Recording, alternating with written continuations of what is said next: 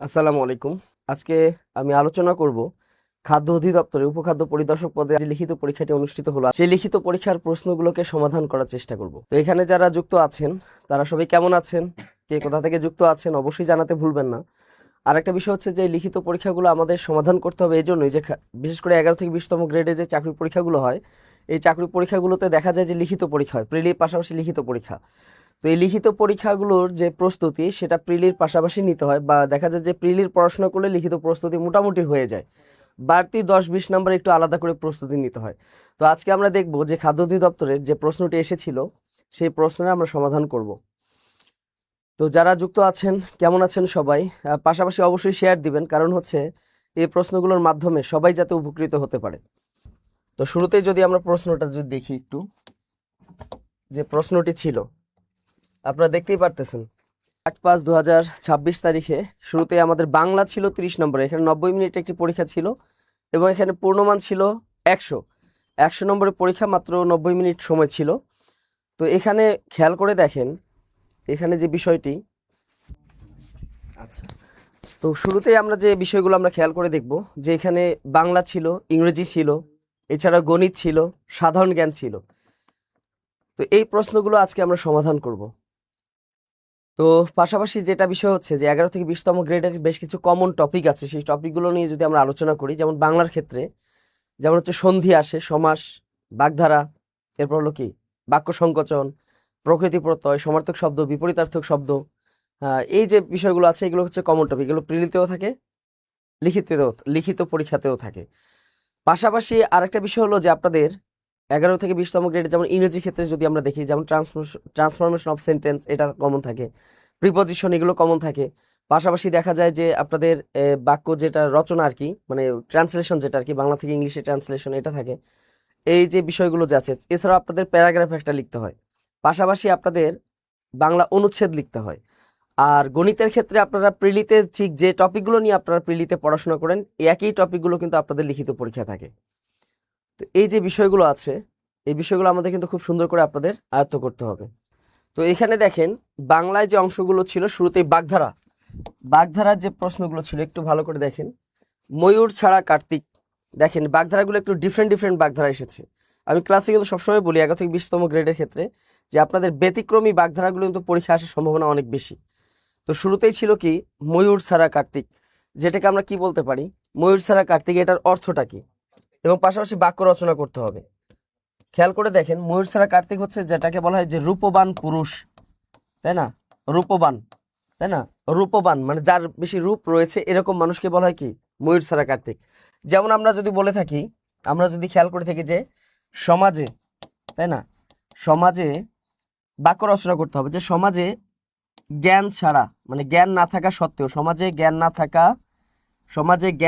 থাকা সত্ত্বেও, তাই না, জ্ঞান না থাকা সত্ত্বেও ময়ূর ছাড়া কার্তিক মানুষ কি হয়, সমাদৃত হয়, তাই না, ময়ূর ছাড়া কার্তিক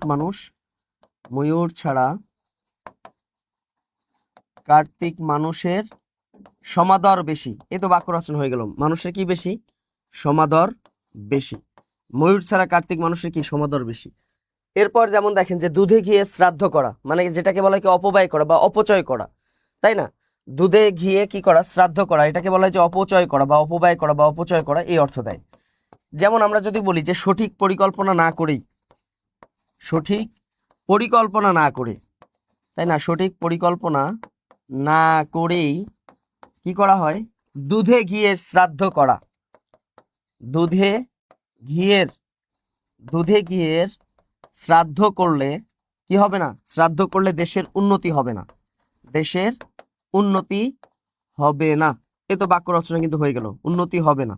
এরপর যদি আমরা ভালো করে খেয়াল করে দেখি যে গয়ংগুচ্ছ, তাই না, গয়ংগুচ্ছ, এই গয়ংগুচ্ছ শব্দের অর্থ কি, ঢিলেমি করা, অলসতা করা, তাই না, এটার অর্থ হচ্ছে কি করা, ঢিলেমি করা বা অলসতা করা, এই অর্থ দেয়, ঢিলেমি করা বা কি অলসতা করা, এই অর্থ দেয়। অর্থাৎ আমরা যদি বলে থাকি যে পড়াশোনায়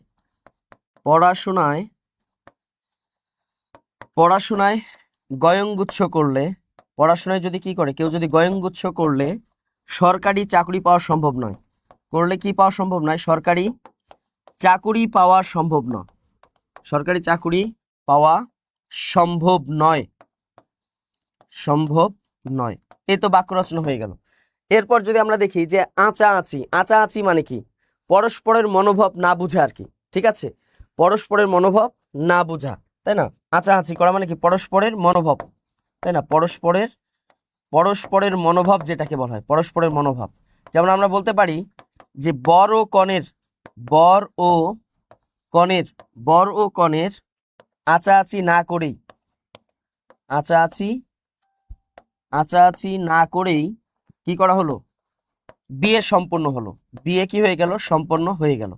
তার মানে কি এখানে দেখা যাচ্ছে পরস্পরের যে মনোভাব এটা না বুঝেই তাদের বিয়েটা কি হয়ে গেল? সম্পূর্ণ হয়ে গেল। এই তো হয়ে গেছে, বাক্য রচনা কিন্তু হয়ে গেছে। আর সর্বশেষ হচ্ছে যেটা হলো কি রাঙামূলো, যেটাকে আমরা কি বলে থাকি, মানে সুদর্শন কিন্তু গুণহীন যেটা আর কি।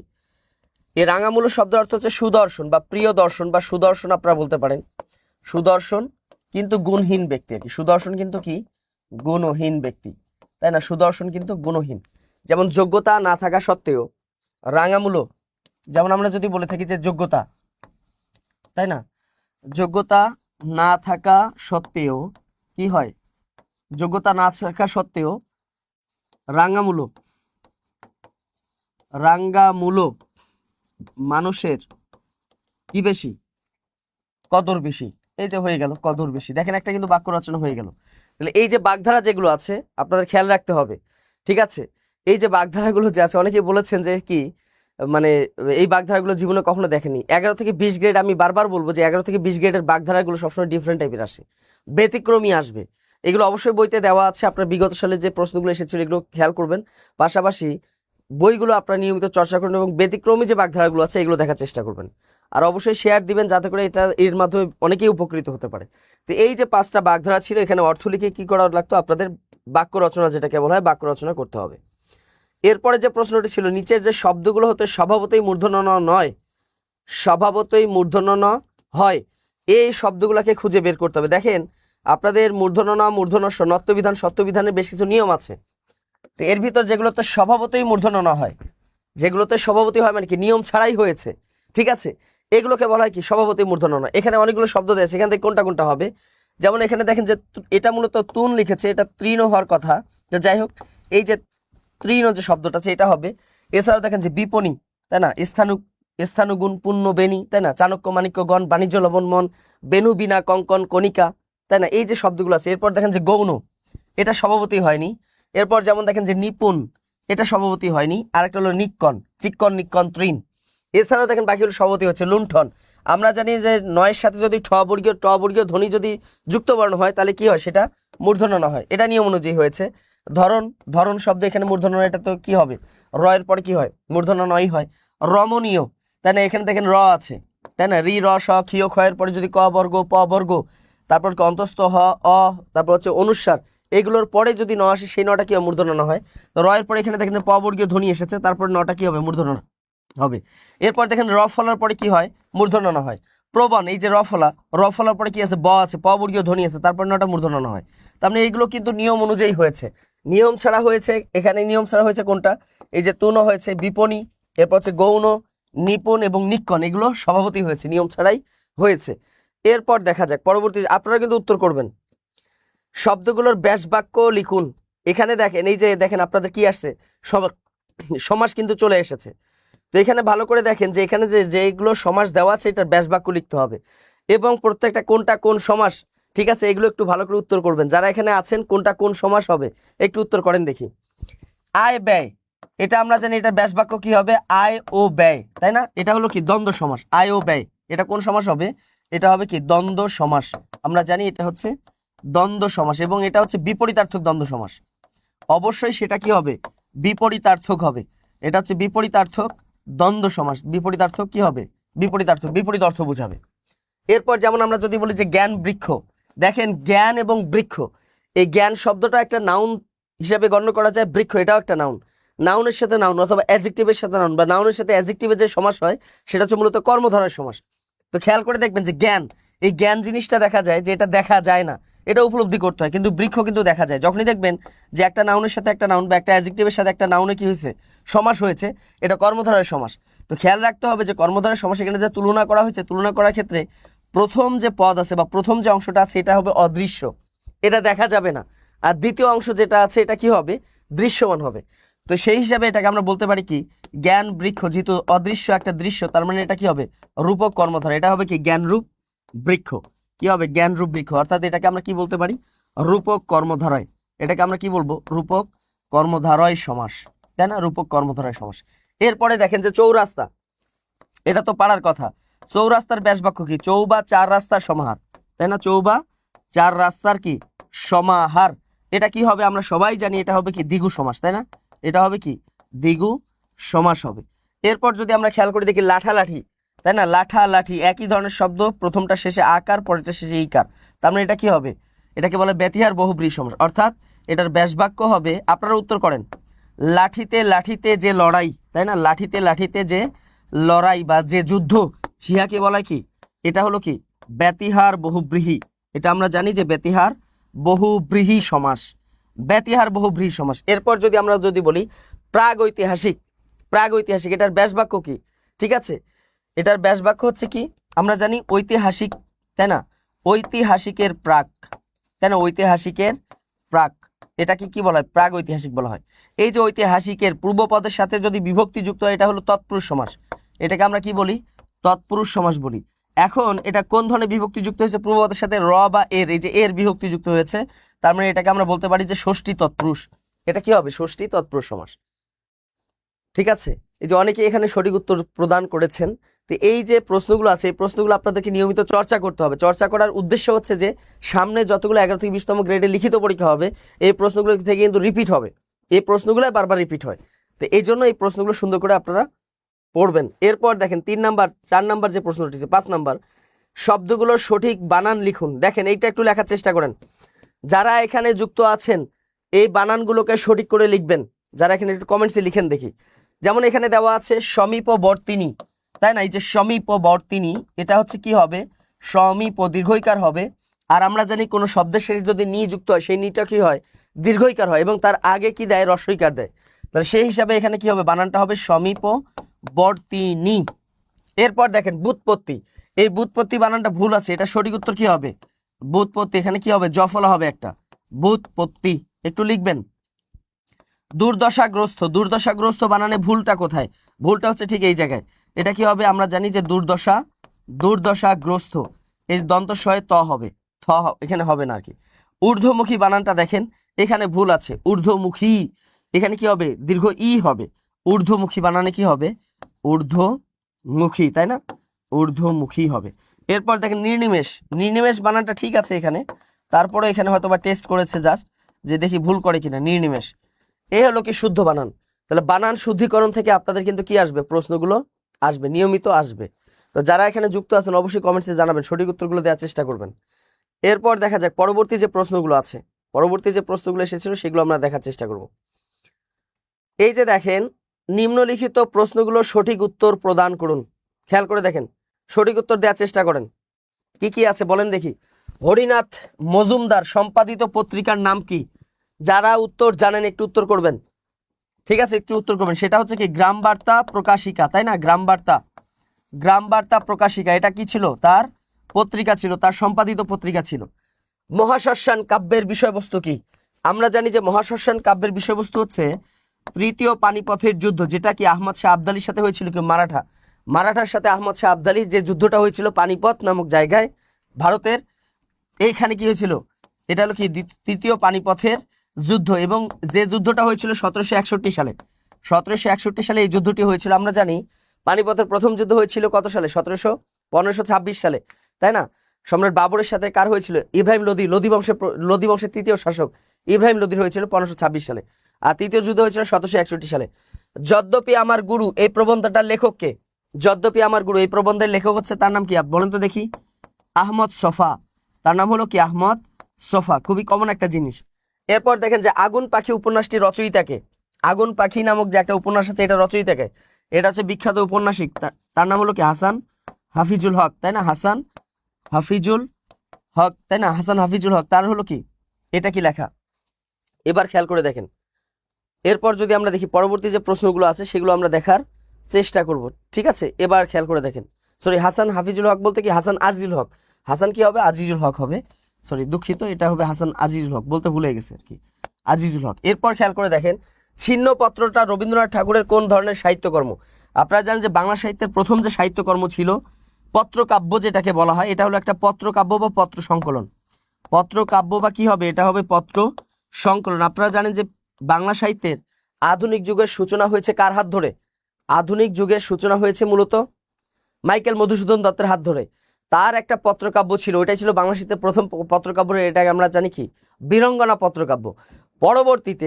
পরবর্তীতে যেটা হয়েছে কি রবীন্দ্রনাথ ঠাকুর দ্বিতীয় পত্রকাব্য লিখেছেন, সেটা হচ্ছে ছিন্নপত্র, যেটা হচ্ছে কি প্রমোদ চৌধুরীর স্ত্রী এবং রবীন্দ্রনাথ ঠাকুরের যে ভাতিজি ছিল ইন্দিরা দেবী, এই ইন্দিরা দেবীকে উদ্দেশ্য করে তিনি বেশ কয়েকটা চিঠি লিখেছিলেন, প্রায় 152টা চিঠি এখানে ছিল।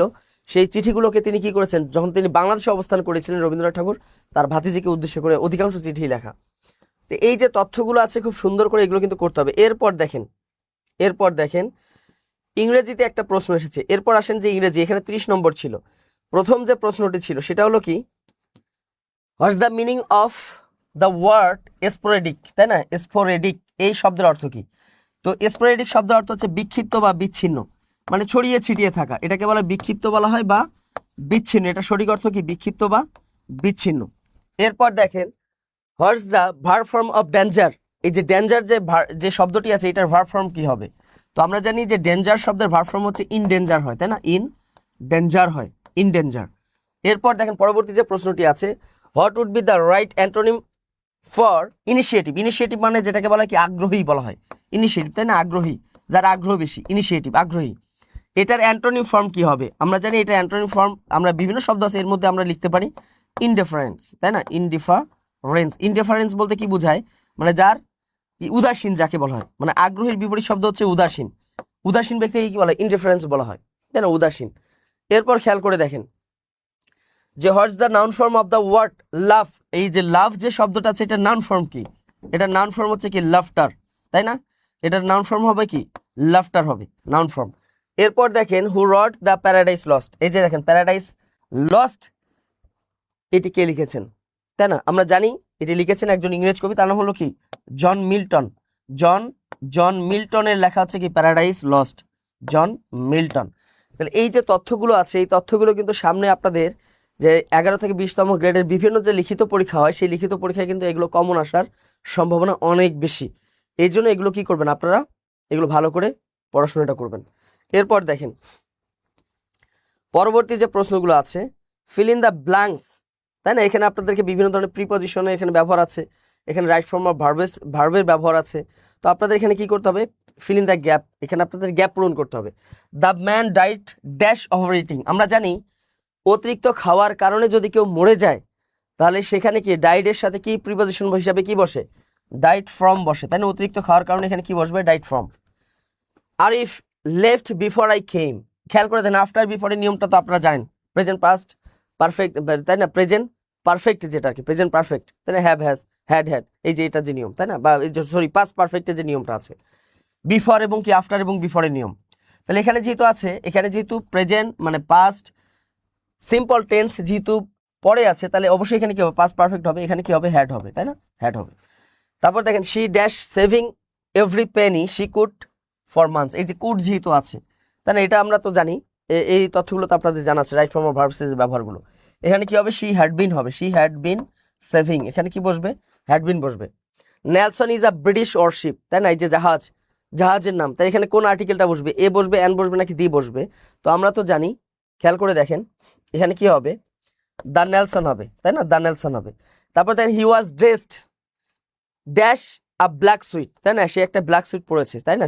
সে নিজেকে সে কি করেছে, ব্ল্যাক সুইট পরেছে সে। তো এখানে কি হবে বলেন তো দেখি, ইন আ ব্ল্যাক সুইট, এখানে কি বসবে, প্রিপোজিশন হিসেবে কি ড্রেসড ইন, ড্রেসড ইন পোশাক পরিধান করা, পরিধান করার অর্থে কি হবে, এখানে ড্রেসড ইন হবে। এরপর দেখি পরবর্তী যেগুলো আছে, তাই না?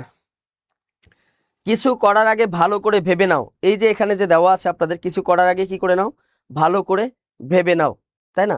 এখানে দেখেন এটাকে আপনাকে ইংলিশে কি করতে হবে, ট্রান্সলেট করতে হবে। এখন খেয়াল করে দেখেন এটা একটা ফ্রেজ আছে, কিছু করার আগে ভালো করে ভেবে নাও, এটাকে ইংরেজি অনুবাদ করতে হলে ওই ফ্রেজটা আপনাদের মনে রাখতে হবে, সেটা হচ্ছে কি, তাই না? সেটা হলো কি এরপর দেখেন আরেকটা আছে, রোম একদিনে তৈরি হয়নি। এটা একটু করার চেষ্টা করেন। সে চাকরি থেকে পদত্যাগ করলো। এটার ইংরেজি ট্রান্সলেশন কি হবে একটু ভালো করে দেখে নেন, বলেন দেখি এটা কি হবে।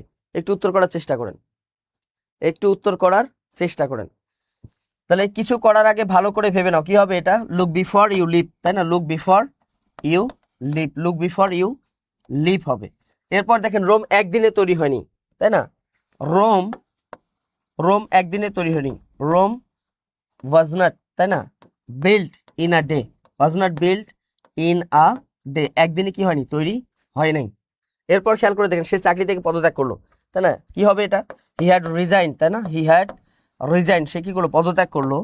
হি হ্যাড রিজাইনড,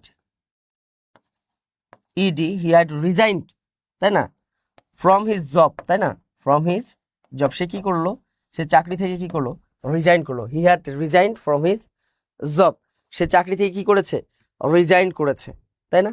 সে চাকরি থেকে রিজাইন করেছে। Look before you. আচ্ছা, এবার খেয়াল করে দেখেন লুক বিফোর ইউ লিভ, তো অনেকে উত্তর করতে পেরেছেন। এরপর খেয়াল করে দেখি পরবর্তী যেটা আছে, মেক সেন্টেন্স উইথ মিনিং। আপনাকে এখানে অর্থ সহকারে কি করতে হবে, ট্রান্সলেট করতে হবে। আপনাকে একটা সেন্টেন্স তৈরি, মানে সেন্টেন্স তৈরি করতে হবে আর কি। Black and blue, black and blue বলতে কি বোঝায়, ব্ল্যাক অ্যান্ড ব্লু বলতে বোঝায় নির্মমভাবে প্রহার করা। নির্মমভাবে কি করা, প্রহার করা। নির্মমভাবে প্রহার করাকে কি বলা হয়, ব্ল্যাক অ্যান্ড ব্লু বলা হয়। যেমন আমরা বলতে পারি দ্য থিফ ওয়াজ বিটেন, তাই না, চোরটাকে কি করা হলো, মারা হলো। ব্ল্যাক অ্যান্ড ব্লু, তাই না, ব্ল্যাক অ্যান্ড ব্লু, তাকে কি করা হলো, নির্মম ভাবে মারা হলো, ব্ল্যাক অ্যান্ড ব্লু। এরপর দেখেন অ্যাট আ স্ট্রেস, মানে কি, অ্যাট আ স্ট্রেস বলা হয় যে একটানা কোনো কাজ করা, যেটাকে বলা হয় কি একটানা। যেমন আমরা যদি বলতে পারি সেটা হলো কি, যেমন হচ্ছে আই ক্যান রান, আমি কি করতে পারি, দৌড়াতে পারি। ফর 10 আওয়ার্স, ফর 10 আওয়ার্স, আমি কি করতে পারি, একটানা আমি 10 ঘন্টা দৌড়াতে পারি। অ্যাট আ স্ট্রেস, আমি একটানা কি করতে পারি, 10 ঘন্টা দৌড়াতে পারি। অ্যাট আ স্ট্রেস, আমি কি করতে পারি, 10 ঘন্টা দৌড়াতে পারি।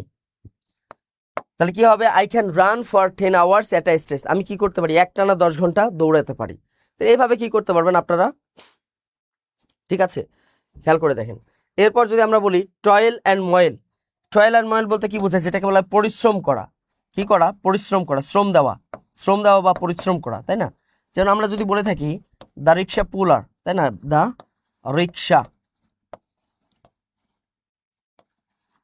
রিক্সা puller, the rickshaw puller toils and moils, তাই না, টয়েলস অ্যান্ড ময়েলস, তাই না, দ্য লং ডে, সারাদিন ব্যাপী সে কি করে, একজন রিক্সা চালক সারাদিন ব্যাপী সে কি করে, পরিশ্রম করে, তাই না, সে সারাদিন ধরে কি করে, সে পরিশ্রম করে। টু নো পারপোজ বলতে যেটাকে বোঝায় ব্যর্থ বোঝায় বা নিষ্ফল বোঝায়, ব্যর্থ হওয়া বা অথবা নিষ্ফল হওয়া, ব্যর্থ হওয়া অথবা কি বোঝায়, নিষ্ফল হওয়া বোঝায়, মানে ব্যর্থ হওয়া অথবা কি হয়ে যাওয়া, নিষ্ফল হয়ে যাওয়া। যেন আপনারা যে কোনো বলতে পারেন দ্য প্রপোজাল,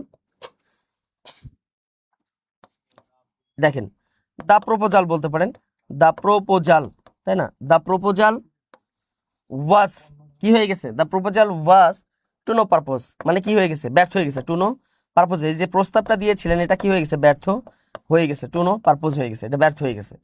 এরপর দেখেন take into account, take into account শব্দের অর্থ কি, এই যে ফ্রেজটা দেওয়া আছে এটার অর্থ হচ্ছে বিবেচনা করা, বিবেচনা করা।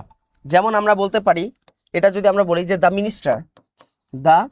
মিনিস্টার মন্ত্রী কি করেছে, দ্য মিনিস্টার মন্ত্রী কি করেছে, the minister did not take into account, তাই না, the minister did not take into account, the minister did not take into account the proposal, the project. আপনি প্রজেক্ট বলতে পারেন যে মন্ত্রী কি করলো, প্রজেক্টটাকে কি করলো না, বিবেচনা করলো না, বা প্রস্তাবটাকে কি করেনি, বিবেচনা করেনি, তাই না। এবার খেয়াল করে দেখেন, তাহলে এই যে মেক সেন্টেন্স উইথ মিনিং, আপনাকে শব্দের অর্থ সহকারে কি করতে হবে, বাক্য রচনা করতে হবে। এই প্রশ্নগুলো কিন্তু আপনাদের সামনে যতগুলো 11 থেকে 20তম গ্রেডের চাকরি পরীক্ষা হবে, এই চাকরি পরীক্ষা এগুলো কিন্তু রিপিট হতে পারে, বারবার এগুলো কি হতে পারে, রিপিট হতে পারে। এরপর আমরা দেখি পরবর্তী যেটি আছে, change the sentence as a directed, যেভাবে নির্দেশনা দেওয়া আছে সেই নির্দেশনা অনুযায়ী আপনাকে কি করতে হবে, সেন্টেন্স এই বাক্যগুলোকে পরিবর্তন করতে হবে। দেখা যাক এখানে যেমন দেওয়া আছে হি অ্যানোয়েড মি, এটাকে প্যাসিভ ভয়েস বানাইতে হবে। একটু তৈরি করেন দেখি, হি অ্যানোয়েড মি, এটাকে যদি আমরা প্যাসিভ ভয়েস করি তাহলে কি করা যায় এখানে বলো তো দেখি, কিভাবে করা যায় বলেন দেখি, তাই না? আই ওয়াজ অ্যানোয়েড, তাই না? আই ওয়াজ কি হয়ে গেছি, annoyed with him, with him, তাই না? I was annoyed with him, আমি কি হয়ে গেছি, তার দ্বারা কি হয়ে গেছি, প্রত্যাখ্যাত হয়েছি। এবার দেখেন who will do the work, এটাকে আপনার প্যাসিভ ভয়েস করতে হবে। হি, দেখেন who will do the work, আপনারা জানি যে হু যদি থাকে তাহলে কি দিতে হয়, বাই হুম, এটাকে চেঞ্জ করার সময় কি বলতে হয়, বাই হুম বলতে হয়, তাই না? তাহলে বলি যে by whom will the work, by whom তারপর অক্সিলারি ভার্ব আসবে, তারপর অবজেক্টটা চলে আসবে, will the work, by whom will the work, তারপর কি বসবে, বি ডান, তাই না? Be done, be done, by whom will the work be done, এটা হলো কি প্যাসিভ। এরপর খেয়াল করে দেখেন the Padma is a very big river, এটাকে আপনারা এক্সক্লামেটরি সেন্টেন্স বানাইতে হবে। আপনারা জানি যে ভেরি, ভেরি থাকলে কি হয়, হট, তাই না? হটা বসে, আর ভেরি থাকলে কি বসে, হটা বসে। তাহলে আমরা বলতে পারি যে what a big river, what a big river the Padma is, তাই না? দা পদ্মা ইজ, এগুলো অবশ্যই সিম্পল, মানে এগুলো আপনারা করতে পারবেন, যারা পরীক্ষা দিয়েছেন আশা করা যে পারবেন। He is poor but honest, এটাকে আপনার সিম্পল বানাইতে হবে, এই সেন্টেন্সটাকে কি বানাইতে হবে, সিম্পল বানাইতে হবে। এটাকে যদি আমরা সিম্পল বানাই তাহলে এখানে সিম্পল কিভাবে করতে পারি, ইন স্পাইট অফ বিং পোর, তাই না? ইন স্পাইট অফ, এটা একদম সহজ, একদম ছোটবেলা থেকে করে আসছেন। In spite of being poor he is honest, তাই না? He is honest, in spite of being pure he is honest, মানে সে গরিব হওয়া সত্ত্বেও কি সে সৎ, তাই না? সে গরিব হওয়া সত্ত্বেও কি হবে, সে সৎ হবে। এরপর দেখেন he said what a fool I am, তাই না? এটাকে আপনার ইনডাইরেক্ট বানাইতে হবে, এটাকে কি বানাইতে হবে, ইনডাইরেক্ট সেন্টেন্স বানাইতে হবে। এটাকে ইনডাইরেক্ট বানান দেখি, তাই না? ইনডাইরেক্ট বানাইতে গেলে কি করতে হবে, হি এক্সক্লেইমড, সে বর্ণনা করলো, তাই না? হি এক্সক্লেইমড যে হি ওয়াজ, তাই না? হি এক্সক্লেইমড, ইনডাইরেক্ট বানাইতে হবে, হি exclaimed he was a grateful, তাই না? হি ওয়াজ আ, এখানে দেখেন হোয়াটটা থাকলে কি হবে, grateful, he was a grateful, তাই না? হি exclaimed he was a grateful, he exclaimed he was a grateful, এই তো হয়ে গেল। এরপর আপনাদের 12 নম্বর যেটা দেওয়া আছে, write a paragraph on food security, food security নিয়ে কি করতে হবে, আপনাদেরকে একটা প্যারাগ্রাফ লিখতে হবে। তো এটা তো প্যারাগ্রাফ আপনারা লিখবেনই, এটা হচ্ছে ব্যক্তিগতভাবে আপনাদের লিখতে হবে, এটা তো আর প্যারাগ্রাফটা তো আর ক্লাসে হচ্ছে কি করা সম্ভব না, তাই না? আচ্ছা, এবার খেয়াল করে দেখেন প্যারাগ্রাফটা, এটা আপনারা শিখে নেবেন ফুড সিকিউরিটি সম্পর্কে। এরপর আমরা পরবর্তী যে অংশটি আছে সেটা অংশে আমরা চলে যাই, সেটা হচ্ছে এরপর আছে গণিতে চলে আসি। এরপর গণিতে আছে 20 নম্বর আছে, দেখা যাক গণিতে কি কি প্রশ্ন ছিল। আচ্ছা, এখানে ছিল গণিতে যে প্রথম যে প্রশ্নটি ছিল, উৎপাদকে বিশ্লেষণ করুন, x square minus x minus a plus 1 a plus 2, এটাকে আপনাদের কি করতে হবে, আপনাদেরকে এটা কি করতে হবে, উৎপাদকে বিশ্লেষণ করতে হবে, তাই না? X square minus x A plus 1 A minus a plus 2। তো দেখা যাক এটাকে যদি আমরা করার চেষ্টা করি, যে অংশটি ছিল এখানে কি ছিল, x square minus x minus a plus 1 a plus 2, এটাকে আমরা কি করব, উৎপাদকে বিশ্লেষণ করব, তাই না? এটাকে আমরা উৎপাদকে বিশ্লেষণ করব। তো এটাকে যদি আমরা উৎপাদকে বিশ্লেষণ করি তাহলে দেখেন x square minus x minus a plus 1, এরপর খেয়াল করে দেখেন এই যে পরে যে রাশিটা দেওয়া আছে এ প্লাস 2, এটাকে আমরা এভাবে লিখতে পারি কিনা, এ প্লাস 1 এভাবে লেখা যায়, 1 প্লাস 1 1 1 কত হয়, 2 হয়ে যায়। এখন আমরা দেখি যে ধরি এখানে এই যে এ প্লাস 1 যে দেওয়া আছে, এ প্লাস 1 ইকুয়াল পি ধরি, এ প্লাস 1 ইকুয়াল কি ধরলাম আমরা, পি ধরলাম। তাহলে আমরা এই রাশিটাকে কিভাবে লিখতে পারি, x square minus x minus এটার মান কত ধরলাম, পি, আর এটার মান কি হবে, পি প্লাস এই যে 1 যে আছে, পি প্লাস 1 হয়ে গেল। এরপর আমরা এটাকে কি করে ফেলবো, আমরা গুণটা করে ফেলি, মাইনাস পি পি গুণ করলে কি হবে, পি স্কোয়ার মাইনাস এ প্লাসে কি হবে, মাইনাস পি হবে, তাই না? এবার দেখা যাক এই স্কোয়ার যে রাশিগুলো আছে এটাকে আমরা একসাথে করে ফেলি, x square minus P square minus x minus কি হবে, পি হবে, ইকুয়াল দেখেন এ স্কোয়ার বি স্কোয়ার সূত্র করা যায় কিনা, এটাকে যদি আমরা এ স্কোয়ার বি স্কোয়ার সূত্র করি তাহলে কি হবে, একবার এ প্লাস বি, আরেকবার কি হবে, এ মাইনাস বি হবে, মাইনাস কি আছে, এক্স মাইনাস পি আছে। আচ্ছা, এখন যদি আমরা খেয়াল করে দেখি, এবার একটা কাজ করি, এখানে আমরা একটা কাজ করতে পারি, এই যে এক্স মাইনাস যে পি আছে এখান থেকে যদি আমরা 1 যদি কমন নিই তাহলে কি হবে, এক্স মাইনাসে মাইনাসে কি হবে, এক্স প্লাস পি হবে। এবার দেখেন এই যে দুইটা যে রাশি আছে এখান থেকে আমরা এক্স প্লাস পি কমন নেওয়া যায় কিনা, তাহলে এক্স প্লাস পি আমরা কমন নিলাম, আর এদিকে কি থাকে x minus P minus one. এবার দেখেন এক্স, এবার যে পি এর মান কি ধরেছিলাম, পি এর মান ধরেছিলাম কি এ প্লাস ওয়ান ধরেছিলাম কিনা, তাহলে এখানে মানটা বসাই দিই, এ প্লাস ওয়ান বসিয়ে দিলাম। আর এদিকে এক্স মাইনাস পি এর মান কি ধরেছিলাম আমরা এ প্লাস ওয়ান, তাই না, এ প্লাস ওয়ান মাইনাস কি ওয়ান। আচ্ছা, এবার এই রাশিটাকে যদি আমরা এখানে যদি লিখি তাহলে কি আসে এক্স এ প্লাস ওয়ান, তাই না।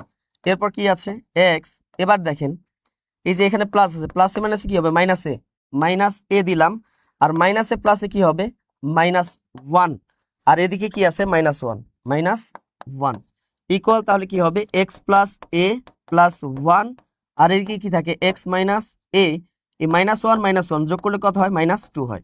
এটা হবে কি উৎপাদক, এটা হবে আনসার।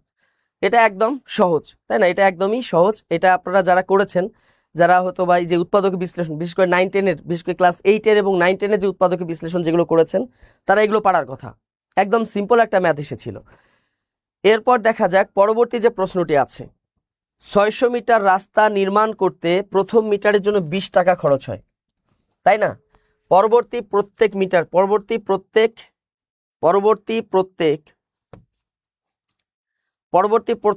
জন্য অতিরিক্ত কত টাকা খরচ হয়, 2 টাকা খরচ হয়। শেষ মিটারের জন্য রাস্তাটি খরচ কত করতে হবে। খেয়াল করে দেখেন যে প্রথম মিটারের জন্য খরচ হয় 20 টাকা, তাহলে পরবর্তী মিটারের জন্য 2 টাকা করে বাড়বে, তাহলে পরবর্তী যত মিটার বাড়বে 2 টাকা করে বাড়বে। প্রথম মিটারে 20 টাকা, দ্বিতীয় মিটারে খরচ হবে 22 টাকা, তৃতীয় মিটারে খরচ হবে কত টাকা 24 টাকা, এভাবে 2 টাকা করে আস্তে আস্তে বাড়বে। তো এখানে যদি এই ম্যাথটাকে যদি আমরা যদি কি করি সলভ করার চেষ্টা করি, তো এখানে খেয়াল করে দেখেন যে প্রথম মিটারের জন্য পরবর্তী যে ম্যাথটি আছে যে প্রথম মিটারের জন্য, খেয়াল করে দেখেন যে প্রথম মিটারের জন্য খরচ হয় কত টাকা, খরচ হয় 20 টাকা এবং 20 টাকা। আর পরবর্তী মিটারের জন্য খরচ কি, খরচ বাড়তেছে কত, খরচ বাড়ে কত টাকা করে 2 টাকা করে বাড়ে কিনা, 2 টাকা করে বাড়ে। অর্থাৎ আমরা এটাকে এভাবে লিখতে পারি কিনা, অর্থাৎ এটাকে আমরা এভাবে লিখতে পারি যে প্রথম মিটারের জন্য 20 টাকা খরচ হয়, পরের বার মিটারের জন্য কত টাকা হয় 2 টাকা করে বাড়তেছে, 22 টাকা খরচ হয়, তারপর আরো 2 টাকা বাড়ে 24 টাকা খরচ হয়, তারপর আরো 2 টাকা বাড়ে 26 টাকা খরচ হয়। এভাবে কি চলতেছে কিনা, এটা একটা অনেকটা কি, এটা একটা ধারা, তাহলে এটা কি একটা ধারার একটা ম্যাথ।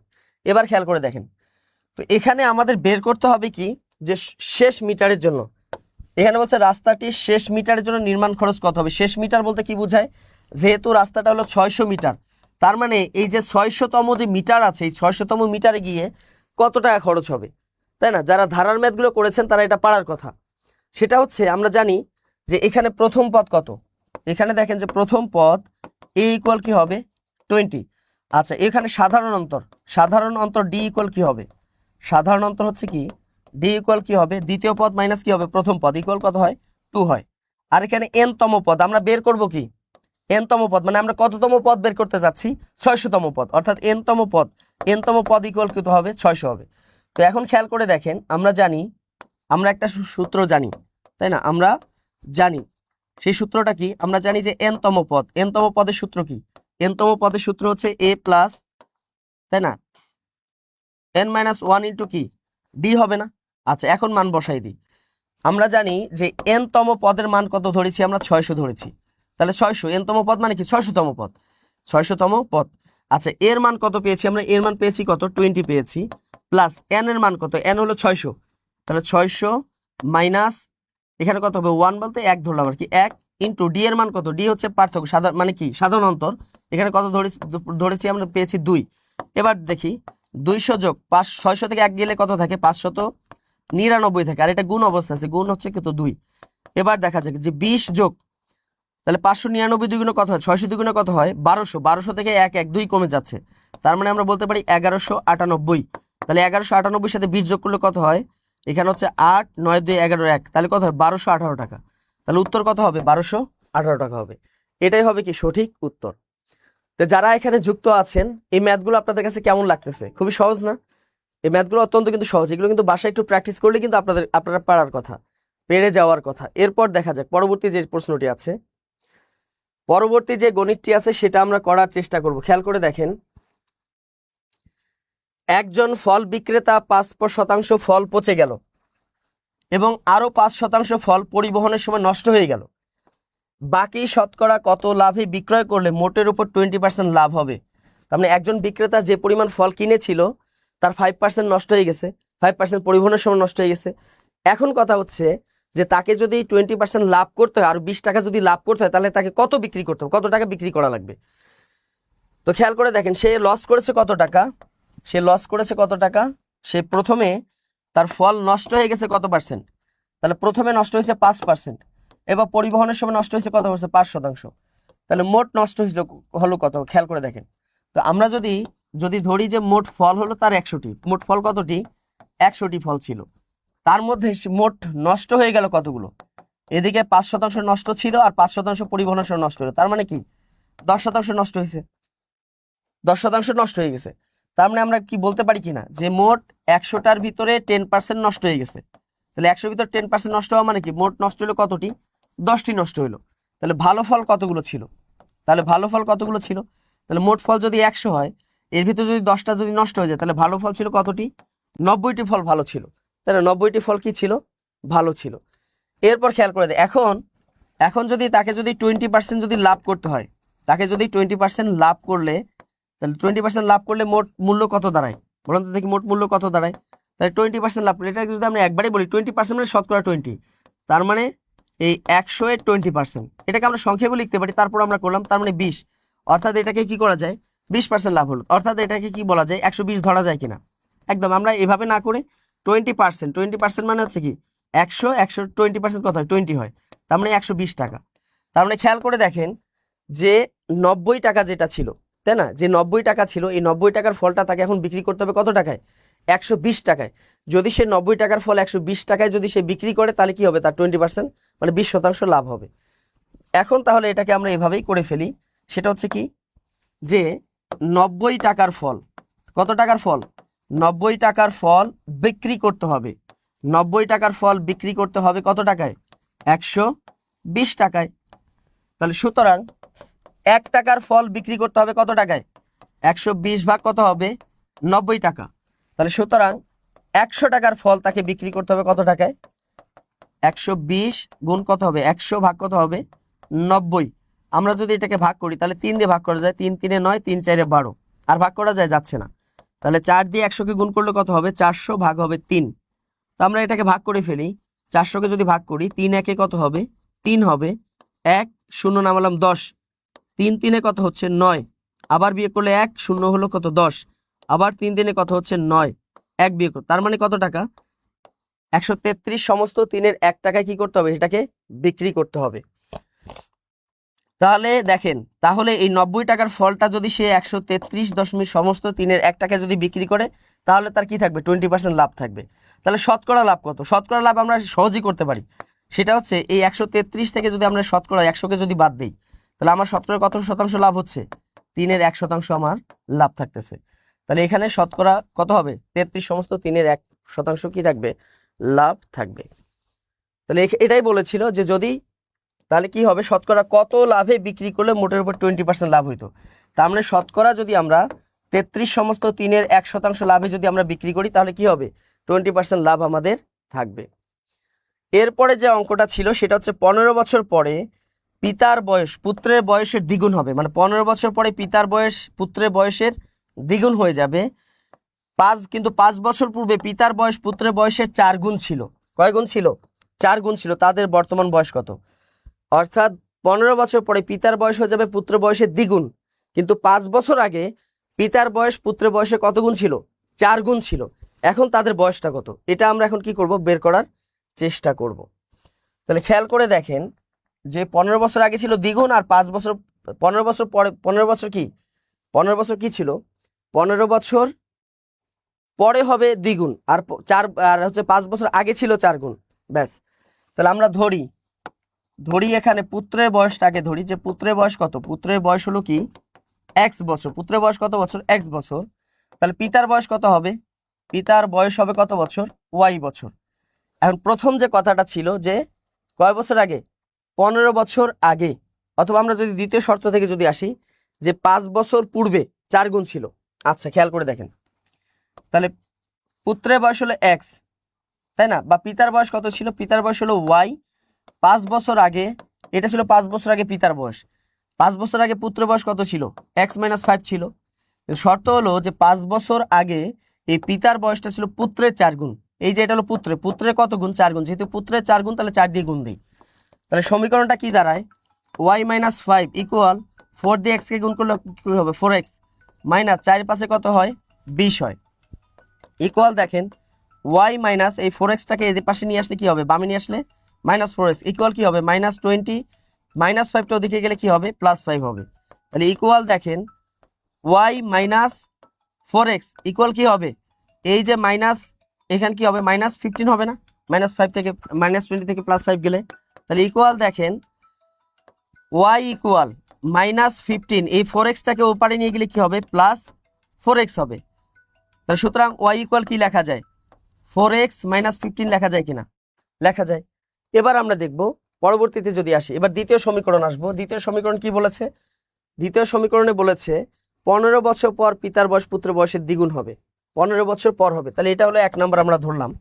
15 বছর পর, কত বছর পরে? 15 বছর পরে। তাহলে 15 বছর পরে পিতার বয়স হবে y + 15 আর পুত্রের বয়স হবে কি? x + 15 হবে এবং দ্বিগুণ হবে। অর্থাৎ পিতার বয়সটা পুত্রের বয়সে কয় গুণ হবে? দ্বিগুণ হবে। তাহলে এই সমীকরণটা যদি করি y + 15 ইকুয়াল কি হবে? 2 দিয়ে x কে গুণ করলে কত হবে? 2x প্লাস 15 দুগুণে কত হবে? 30 হবে।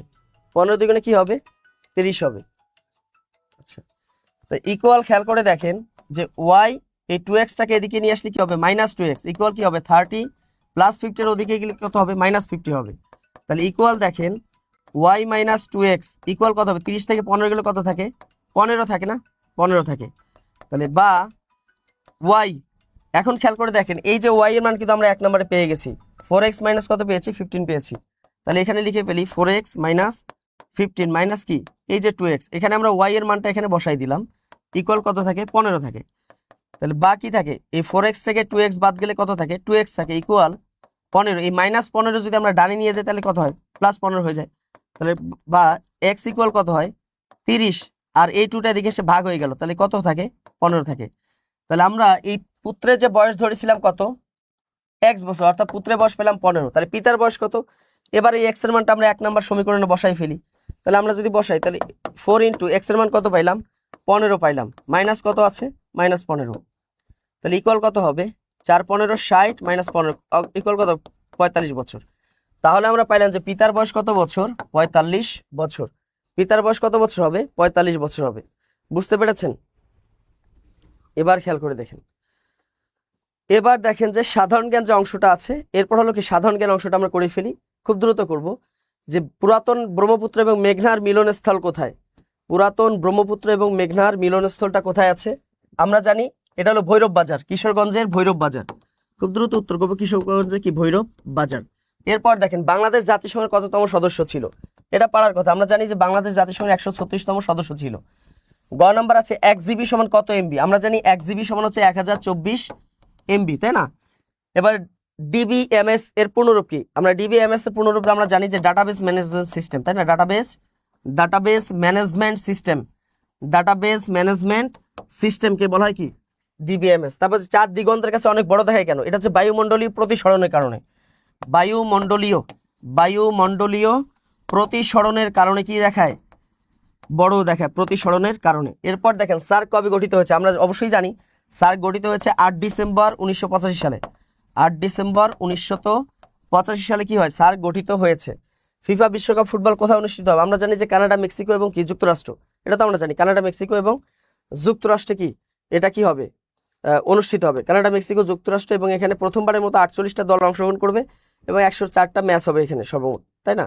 এবার খেয়াল করো ইরাটমটা কি? এই ইরাটম হলো উন্নত জাতের একটা কি ধান। এটা হলো কি একটা উন্নত জাতের কি একটা ধান। এটা হলো উন্নত জাতের ধান। কোন রং সবচেয়ে বেশি দূর থেকে দেখা যায়? আমরা জানি লাল রংটা সবচেয়ে বেশি দূর থেকে দেখা যায়। গ্লোবাল জিরোটা কি? এই গ্লোবাল জিরো একটা হলো কি থিওরি একটা, তাই না? এটা হলো কি গ্লোবাল জিরো, এটা হলো কি মানে বিশেষ করে দেখা যায় যে মানে ওই যে যেটাকে বলা কি পরমাণু অস্ত্র নিরস্ত্রীকরণ, যে একটা চুক্তি আর কি, পরমাণু অস্ত্র নিরস্ত্রীকরণের জন্য কি একটা সংগঠন, অরাজনৈতিক একটা কি সংগঠন আর কি। এরপর দেখেন চ্যাট জিপিটি এর নির্মাতা প্রতিষ্ঠানের নাম কি? আমরা জানি চ্যাট জিপিটি এর নির্মাতা প্রতিষ্ঠানের নাম হচ্ছে ওপেন এআই, তাই না? ওপেন এআই, এটা হলো চ্যাট জিপিটি কি নির্মাতা প্রতিষ্ঠান। এরপর দেখেন যে ইতালির মিলান শহরে রক্ষিত দ্য লাস্ট সুপার, এটা কে এঁকেছেন? দ্য লাস্ট সুপার এটা কে এঁকেছেন? আমরা জানি এটা এঁকেছেন Leonardo da Vinci. Leonardo da Leonardo da Vinci, তিনি কি করেছেন? বিখ্যাত সেই চিত্রকর লিওনার্দো দা ভিঞ্চি। বাংলাদেশে কোন জেলা দুই দেশের সীমানা দ্বারা মানে কি বেষ্টিত আর কি? আমরা জানি যে বাংলাদেশের রাঙ্গামাটি জেলা ভারত এবং মায়ানমার দুইটা দেশের সাথে কি দুইটা দেশের সীমান্ত বেষ্টিত এলাকা। বাংলাদেশের মুক্তিযুদ্ধে অবদানের জন্য বীর প্রতীক উপাধি কতজন পেয়েছেন?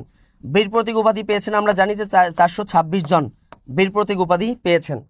বাংলাদেশের প্রথম অর্গানিক চা বাগান কোন উপজেলায় অবস্থিত? আমরা জানি এটা পঞ্চগড় জেলার তেঁতুলিয়া উপজেলায় কি এটি অবস্থিত? তেঁতুলিয়া উপজেলায় কি অবস্থিত? এবার খেয়াল করে দেখেন, ফ্লোর ক্রসিং বাংলাদেশের সংবিধানের কততম অনুচ্ছেদে বলা হয়েছে? তাহলে ফ্লোর ক্রসিং আমরা জানি বাংলাদেশ সংবিধানের 70 নং অনুচ্ছেদে বলা হয়েছে। এবার দেখেন যে অভ্যন্তরীণ বোরো সংগ্রহ মৌসুম 2026-এ সরাসরি সরকারি পর্যায়ে প্রতি কেজি ধানের নির্ধারণ করা হয়েছে। ধানের মূল্য কত টাকা নির্ধারণ করা হয়েছে? আমরা জানি 36 টাকা নির্ধারণ করা হয়েছে। ধানের মূল্য নির্ধারণ করা হয়েছে কত টাকা? 36 টাকা। এরপর যদি আমরা দেখি পরবর্তী প্রশ্ন, সম্প্রতি ঘোষিত বাংলাদেশের 13তম সিটি কর্পোরেশনের নাম কি? এটা আমরা সবাই জানি, সেটা হচ্ছে বগুড়া, কেন উত্তরবঙ্গের প্রবেশদ্বার বলা হয়। প্রথম সাব গেমস কোথায় অনুষ্ঠিত হয়েছিল? আমরা জানি প্রথম সাব গেমস অনুষ্ঠিত হয়েছিল কাঠমান্ডু। কোথায়? নেপালের রাজধানী কাঠমান্ডুতে এটা কি হয়েছিল? প্রথম সাব গেমস অনুষ্ঠিত হয়েছিল। আর হরমুজ প্রণালী কোন দুটি উপসাগরকে সংযুক্ত করেছে? আমরা জানি হরমুজ প্রণালী হচ্ছে মূলত পারস্য ও ওমান উপসাগর। পারস্য এবং ওমান উপসাগর এই দুইটা সাগর দ্বারা কি এটা কি করেছে? সংযুক্ত করেছে। এই যে তথ্যগুলো যে আপনারা দেখতে পারলেন, এই তথ্যগুলো অবশ্যই সুন্দর করে পড়ার চেষ্টা করবেন। তো এই ছিল হচ্ছে আজকে আপনাদের খাদ্য অধিদপ্তরের উপখাদ্য পরিদর্শক পদে যে লিখিত পরীক্ষার কি প্রশ্ন সমাধান। তো এতক্ষণ যারা যুক্ত ছিলেন